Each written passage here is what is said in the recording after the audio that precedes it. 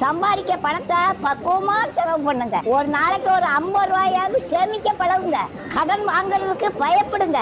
கடல்ல விழுந்தாலும் யாரும் காப்பாற்றுவாங்க, ஆனா கடன்ல விழுந்தா யாரும் காப்பாற்ற மாட்டாங்க. அண்ணன் தம்பி நல்ல வசதியா இருக்காங்க, அவங்க உதவுவாங்கன்னுட்டு கனவுல கூட நினைக்காதீங்க. ஒரு தாய் வயிற்றுல பிறந்த பிள்ளை கூட ஒருத்தருமா இருக்காங்க, ஒருத்தர் கஷ்டப்படுவாங்க. கஷ்டப்படும் போது உதவி பண்ணதுக்கு தான் அண்ணன் தம்பி இருக்காங்களாம், அப்படிதான் கடவுள் சொல்றாரு. ஆனா இந்த காலத்துல யாரும் அண்ணன் தம்பிக்கு உதவி செய்யறதில்லைங்க.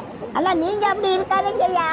நீங்க உங்களால முடிஞ்ச அளவுக்கு அண்ணன் தம்பி அக்கா தங்கச்சிக்கு உதவி பண்ணுங்க. உங்க பிள்ளை குட்டி நல்லா இருக்குங்க. நீங்க அண்ணன் தம்பிக்கு உதவி பண்ணா கடவுளுக்கே உதவி பண்ண மாட்டீங்க. அவரு உங்களுக்கு வட்டியும் முதலுமா சேர்த்து தருவாருங்க. ஆனா அண்ணன் தம்பி அக்கா தங்கச்சிட்ட வட்டி மட்டும் வாங்காதீங்க. பாட்டி சொல்றத நீங்க கேளுங்க, நீங்க நல்லா இருப்பீங்க.